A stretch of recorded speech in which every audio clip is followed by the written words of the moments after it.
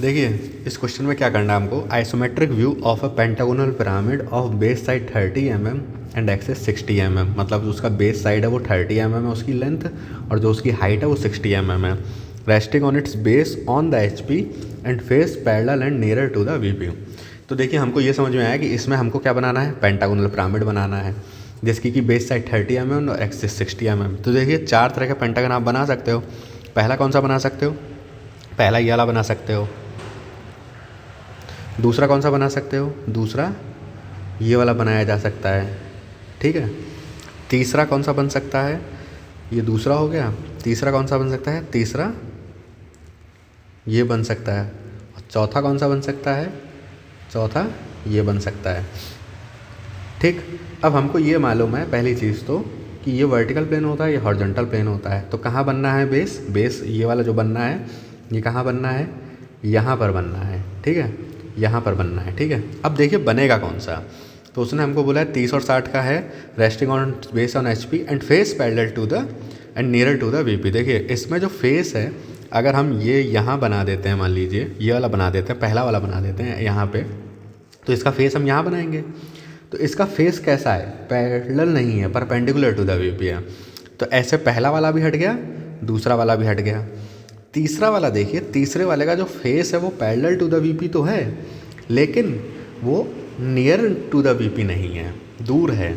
जबकि यहाँ पर क्या है, ये वाला जो फेस है ये parallel to the V P भी है और nearer to the V P भी है। तो हम लोगों को कौन सा बनाना है, चौथा वाला बनाना है, ठीक है।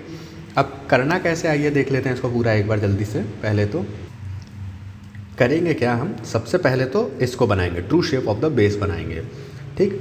True shape of the base बनाया हमने जल्दी से। True shape of the base बनाने के बाद हम क्या करेंगे, यहाँ पे true shape of the solid बनाएंगे, ठीक। True shape of the solid बनाने के बाद हम इसका आइसोमेट्रिक प्रोजेक्शन बनाते हैं। देखिए कैसे बनता है, देखिए ये मैंने बनाया है true shape of the solid, ठीक है, sorry true shape of the base. जो इसका एज ऑफ बेस है ये parallel to the V P भी है, ठीक है। उसके बाद ये इसके एजेस बन गई, ये टॉप हो गया। इसके बाद मैंने यहाँ पे ये बनाया, इसका true shape of the solid बन गया, ठीक है। यहाँ कुछ नहीं, बहुत आसान है। ट्रू, अगर आपने सेक्शन ऑफ सॉलिड या प्रोजेक्शन ऑफ सॉलिड पढ़ाया आसानी से, तो आपको यहाँ तक कोई दिक्कत नहीं होगी। पहला स्टेप और दूसरे स्टेप में कोई दिक्कत नहीं होगी। ये बना लिया। अब क्या करेंगे हम लोग, इतना बनाने के बाद जो हमने इसका बेस बनाया है, इसके चारों तरफ हमको बनाना है एक रेक्टेंगल या फिर स्क्वायर, ठीक। इस बेस की साइड कितनी है, इसकी है 30 mm ये है, और इसकी हाइट कितनी है, ये जो हाइट है ये है 60 mm, ठीक है। इतना हुआ। अब ये हमने रेक्टेंगल बना लिया, PQRS, इसको रेक्टेंगल में एनक्लोज कर लिया। अब क्या करेंगे हम लोग, अब ये करेंगे कि अब हम लोग बनाएंगे अपने आइसोमेट्रिक व्यू के लिए एक्सेसेस। तो कौन कौन सी बनाएंगे, ये बनाई हमने x और ये बनाई हमने z, ठीक है। इसके बाद क्या करेंगे, अब हमारा काम क्या है, अब हमको इस वाले रेक्टेंगल को या स्क्वायर को यहाँ पे लाके अलाइन करना है। कैसे अलाइन करना है, हमको P पॉइंट को यहाँ रखना है। Q पॉइंट, देखिए Q पॉइंट ये है, इस Q पॉइंट को हमको उठा करके यहाँ रखना है। कैसे रखेंगे, आप PQ की डिस्टेंस मेज़र करिए प्रकाल से या स्केल से, जैसे भी। P का एक मतलब यहाँ से नापना चालू करिए और जहाँ आए यहाँ कट लगा दीजिए। पहली चीज़ हो गई, ये Q हो गया। इसके बाद देखिए PQ इधर हो गया, तो S किधर जाएगा, इधर जाएगा, ठीक है। S इधर जाएगा तो S की डिस्टेंस मेज़र कर लीजिए, जितनी भी डिस्टेंस है यहाँ मार्क कर दीजिए। अब इन दोनों पॉइंट्स से आप क्या कर सकते हो, आप प्रकार का भी यूज़ कर सकते हो। तो आपको पैरेलल लाइन वाला सिस्टम ख़त्म हो जाएगा। क्या करना है, क्यू आर की डिस्टेंस लीजिए, पहला कट यहाँ लगाइए, ठीक।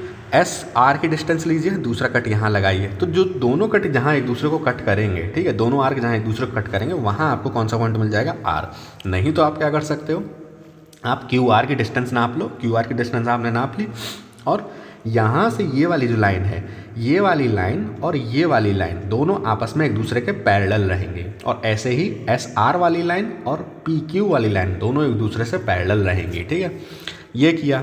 अब आपको क्या करना है, आपको देखना है PQ पे डिस्टेंस, मतलब कौन सा पॉइंट आपको मिल रहा था इस सॉलिड का।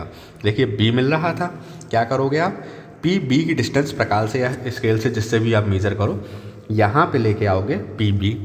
ऐसे ही Q से आप डिस्टेंस मेज़र करो C की, ठीक। C की डिस्टेंस आपने मेज़र कर ली। ऐसे ही ए की डिस्टेंस आपने मेज़र कर ली, और सेम ऐसे ही आप क्या करो, एस से ई की डिस्टेंस मेज़र करो, और जो एस से ई की डिस्टेंस होगी वही डी से आर की डिस्टेंस होगी, तो वो ये हो गई।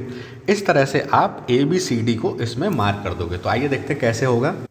ये देखिए, ये सारे पॉइंट्स मार्क हो गए। अब इन सारे पॉइंट्स को जोड़ देते हैं। सारे पॉइंट्स जोड़ दिए, पेंटागोनल बेस मिल गया। अब आपको बनाना है ऊपर का एपेक्स ढूंढना है। एपेक्स ढूंढने के लिए क्या करेंगे देखते हैं। एपेक्स ढूंढने के लिए कुछ मत करिए, देखिए आपको मालूम है उसकी हाइट जो है वो 60 mm है। अब क्या करिए आप, हाइट 60 mm है, इस रेक्टेंगल को जो ये आपने बनाया है ना, ये वाला जो रेक्टेंगल बनाया है, इसके बाहरी पॉइंट से आप एक काम करिए, 60 mm की हाइट पे ऐसे लाइंस खींच दिए, 60 mm की लाइंस खींच दीजिए।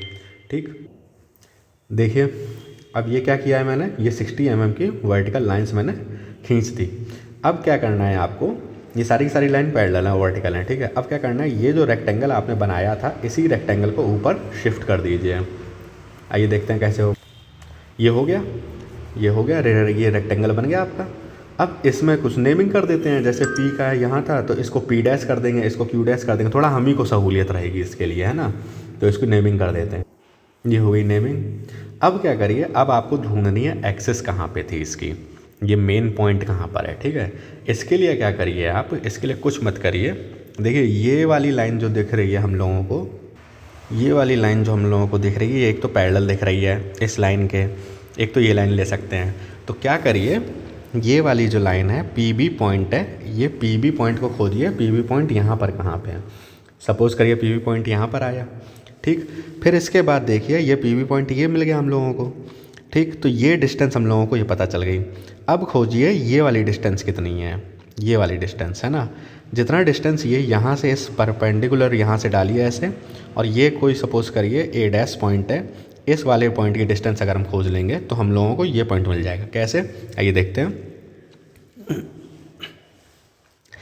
देखिए पी बी पॉइंट है, ये वाली डिस्टेंस हम लोगों को देखनी है, तो ये हो गया, यहाँ पर हमारा डिस्टेंस आ गया, ये मान लीजिए यहाँ आ गया।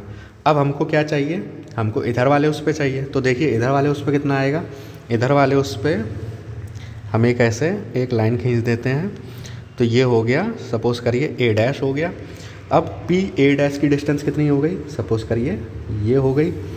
अब जहाँ ये दोनों एक दूसरे को कट करती हैं, जहाँ ये एक दूसरे को कट कर रही हैं, वहाँ पर क्या होगा, वहाँ पर आपको आपका एक्सेस पॉइंट मिल जाएगा। अब एक्सेस पॉइंट को जोड़ दीजिए,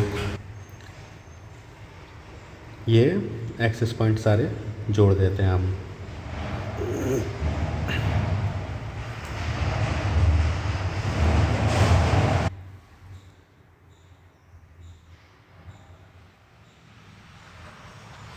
डी और ओ वाला जो एक्सेस पॉइंट रहेगा, यहाँ से जो एक्सेस पॉइंट जाएगा ना, देखिए वो हाँ वैसा रहेगा, फेंट रहेगा, फेंट रहेगा, डॉटेड रहेगा। क्यों, क्योंकि वो हमको इधर से दिख नहीं रहा है।